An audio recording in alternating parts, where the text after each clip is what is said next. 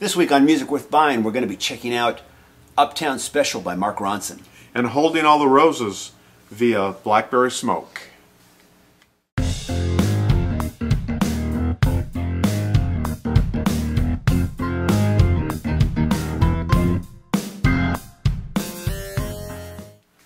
Hello everybody and welcome to Music Worth Buying. My name is Robert Kinsler and I'm a music writer and a musician. And my name is TJR. I'm a musician and a music writer. And I'm going to kick things off this week with the latest album, the fourth album from Blackberry Smoke, Holding All the Roses. I have to be honest here, I have not heard the band's first three albums, so I'm somewhat in a vacuum, right? It's okay, neither have I. Okay. Yeah. So we won't tell each other, right? Yeah, that's okay. right.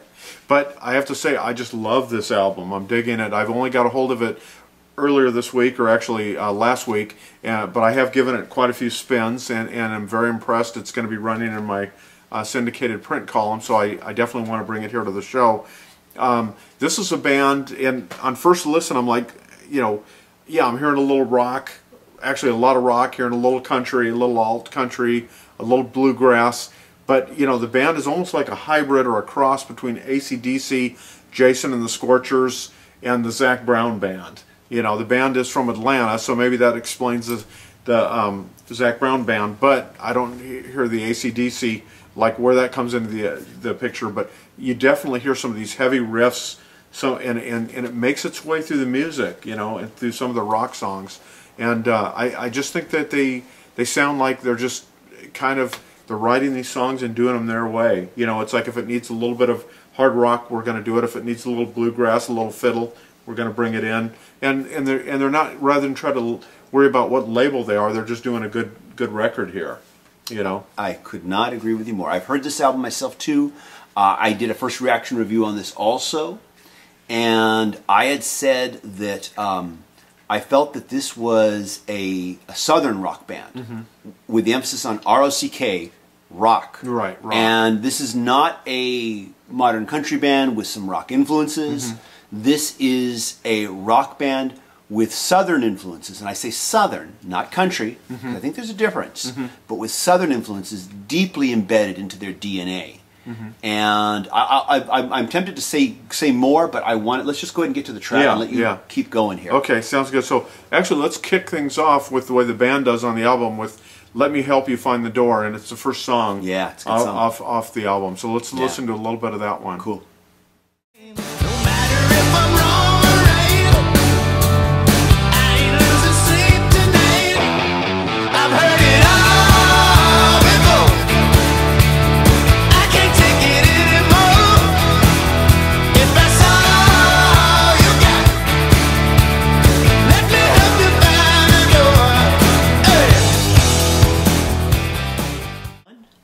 I'm going to keep my comments brief because I did do a first reaction review, which we'll link to here and you can listen to. But like you, I hear the AC/DC when you hear that opening guitar riff. Right. I also hear in the vocals and then the vocal melody, early Kiss. I agree. Like the first three albums, early Kiss is what I hear. And of course I hear all the southern influences too. Yeah. But let me let you talk. It's funny, but when we say southern influences, and I agree, like I'm trying to listen for, like, let's say Leonard Skinner or the Allman Brothers, I don't hear a lot of that, in there. But again, it's like you hear the southern influence, you hear it, it's there, and that's why I think the Zac Brown Band came to mind, because they're a band that also mixes up country and rock with a big emphasis on rock and stuff in their sound. So I think that's where I was pulling from, but it's undeniable that the music grabs you, and it's just really powerful. I want to say something, add to something you were saying. I said this in my review, but you kind of touched on it in a different way when you talked about how you didn't feel like they were creating these songs, arranging them according to what the record label needed. Right. You felt like they were just simply saying, this song needs this, so put it in here. Like if they had said, this song needs flute. Yeah. Flute is not really a country music thing or a rock thing, but if it needed flute, we're going to put some flute in it, doggone it, because that's what this song needs. And I had said that I felt like I felt like a lot of modern country artists and bands really want to sound more like this. Right. But commercial considerations by their label and the need to appeal to modern country radio forces them to change how their recordings sound. Right, yeah. And I did hear an interview with the lead singer, hopefully I get his name right, Charlie Starr, where he said you know, we're kind of grateful that we're not on any big label. We're just kind of independent at this moment in time. And that we can kind of don't have to really be beholden to that. Yeah. You know, we can just do things the way we want to. Yeah. And you can tell when you hear this. Yeah, and it is Charlie Starr, and I think that's an excellent point that you made. I think that this is a band, and maybe that's why it's so exciting. You can hear them just doing kind of whatever the heck they want to do, and they do it so well. Yes, they do. And you know, just like some of the other albums that I've tended to bring to our show too, they tend to not worry about doing every song as alike. They're not trying to be a one-trick pony. Yeah, they have different styles, and whereas this song is pretty hard, and like we're saying, Kiss, AC/DC, or whatever, the next song I'm going to do here in a minute after we talk about the packaging is very different from that, and I think that's a sign of a great band, and also a band that doesn't want to be bored. And they don't want to bore their audience either. And I think it's important to note that the great Brendan O'Brien produced this album, and everybody knows him from his work with AC/DC, and Bruce Springsteen, and some other artists too, and Pearl Jam. He's done some amazing work with all kinds of bands, and he's brought his magical touch here to this band too, in this project. Now, this comes in a really kind of neat package that is really nice, neat artwork. You can see the band there, and it just kind of has a cool vibe. Yeah, good photography, and just it's artistic. It kind of fits their vibe, you know. And it's a really nice booklet here too. You can see, and I love that picture of the mule there, and it has all the lyrics, and the lyrics are easy to read. Yeah, they passed the easy to read test, and it has credits, and because there's also some guest musicians on here as well. Yeah. So all those people are credited, and it's just a very nice package. And the next song I want us to hear a little of, I think is really good, it's called No Way Back to Eden, and it's very different from Let Me Help You Find the Door. Very different from that. Yes, it is, but let's check it out. Okay. That you wanna come home, and there is no shame till you know there's right and wrong. We dipped ourselves in the river, but we never get clean. There's no way back to Eden from what I've seen.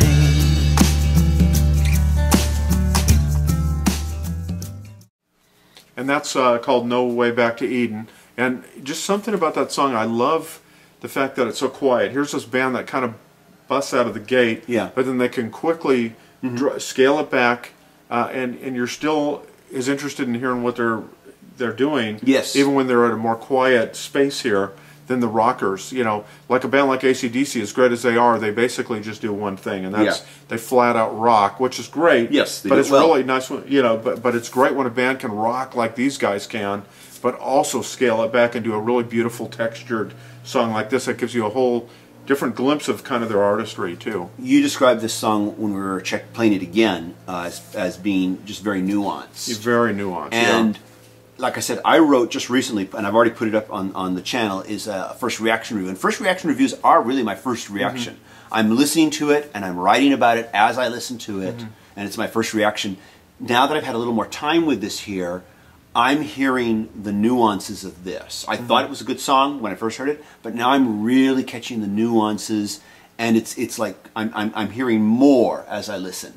Another good track off this album that I would mention, had I been covering this album on the show, I would have chosen the same first song you chose. I would have chosen Woman on the Moon as the next song. Great song, which is another song where I really feel they go above and beyond the call of duty, beyond the fact that they're just writing really killer, catchy songs.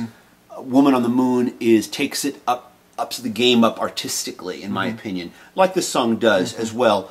It really ups it artistically in its subject matter, in its arrangement, and that it's a rocker, but it's also quite ethereal too. Yeah, that's very, very well stated. Yeah, and there's so many good songs on this album. No, there's no bad songs. I mean, there's a dozen songs on it, but it feels bigger than that. I mean, it feels like a very, you know, I now definitely plan on revisiting the band's first 3 albums, and I know at least I'm interested too now. At least in the bio that accompanied the album from Rounder Records, they said that this is the first time that the band felt like they really had the budget and maybe the time to do an album like this. But I have a sense that even though they've been around for a while, I think the band started around 2000, I have a sense that they were always pretty gifted, and that they're just continuing to mature and just find new ways to express who they are as musicians and as people. I'm definitely interested in hearing the back catalog too.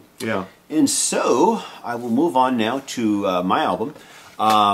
This is, and I have to confess, I have not heard Mark Ronson's previous albums either prior to this one. This is my first exposure.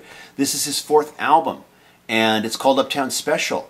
Now, of course, many people are probably already familiar with the single that was released prior to the album, Uptown Funk, which features Bruno Mars doing an amazing killer vocal performance. This album is all about collaboration. Mark Ronson, of course, is along with being a producer and having been a DJ, he's also a musician, composer, and songwriter. But there's a lot of collaboration going on here. Since he's not a vocalist, every track he has a different vocalist. He has different vocalists featured, which is what Santana does. Yeah. Carlos Santana does, you know. Okay. And, but there's a lot of collaboration going on. He brought in Pulitzer Prize winning American novelist Michael, hopefully I say his last name right. I don't know if it's pronounced Chabon or Chabon, C-H-A-B-O-N. I've never been able to get the pronunciation right, so hopefully I got it right one of those 2 times. I'm not going to try.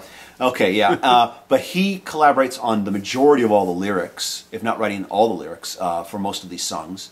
Other collaborators have included Kevin Parker of the psychedelic band Tame Impala, contributing a lot of electric guitar on this album. Stevie Wonder delivers some very emotional harmonica solos on this album. There's a tremendous amount of collaboration going on, and it's been produced by, once again, I'm having trouble with the names, Jeff Bhasker, hopefully I say it right, B-H-A-S-K-E-R, who has worked with Kanye West, Drake, and Alicia Keys. And this album, I describe this album as the first really great party for 2015. The first really, you know, just kick album of 2015. This is a retro funk soul album. This album takes what was going on with some of what Daft Punk was doing with, you know, with their last album on some of their tracks, but takes it a step further in my opinion.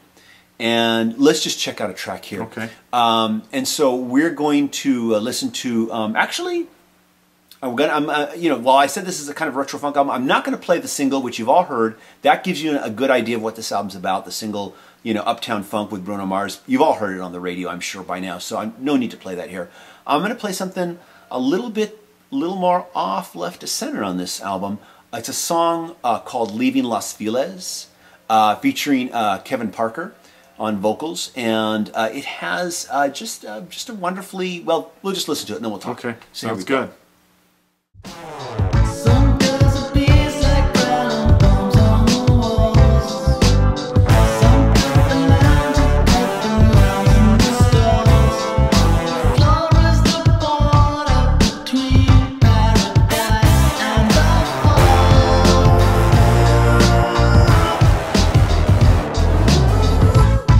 I'm leaving.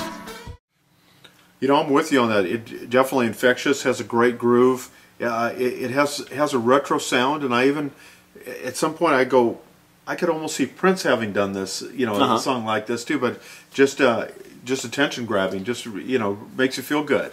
Well, I feel this is a 70s, you know, funk R&B, you know, definitely. I don't want to say throwback. That's almost negative. Yeah. Harkens to it. There's also a 60s psychedelia There to is. it as There well. is, yeah. It's an interesting blend of the two, in my opinion. Yeah, I agree. Packaging-wise, this comes in the standard jewel case. Front and back cover there for you here. There is a booklet. Well, it features no photos. It does feature all the lyrics. Lyrics are extremely easy to read.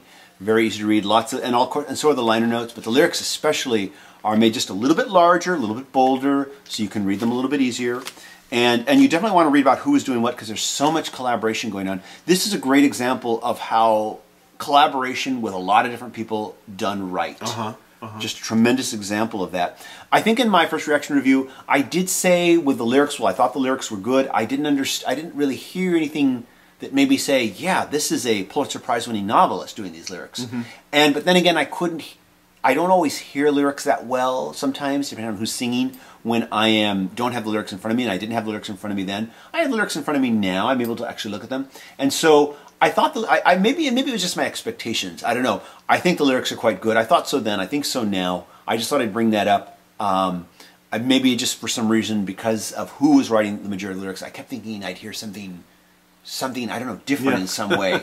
But they're good song lyrics, and so I'm not sure. But that was my first reaction then. I may not have brought that up now that I've had a little more time to live with this album. And the more I live with this album, just the more of a party it becomes for me. And it's just track for track, just absolutely outstanding, absolutely kick. And so required weekend listening. You've definitely required weekend listening, and anytime you need an energetic boost, you know, instead of chugging down some of those energy drinks, you can just listen to this. In my opinion, probably healthier than those energy drinks too. I would say so. Yeah, probably a lot healthier for you.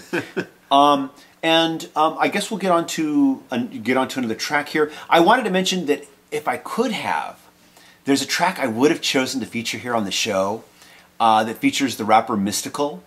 And in this track, Mystical channels James Brown. And the track is called Feels Right, but I can't play it here on the show because there's just too much of the F-bomb in it, unfortunately, for that reason. Great track, though. I would have featured on the show, but just too much F-bomb, and I just didn't want to take the time to delete every single one. So we're going to instead play another great track, and this one also featuring Kevin Parker, and it's called Daffodils. Here we go.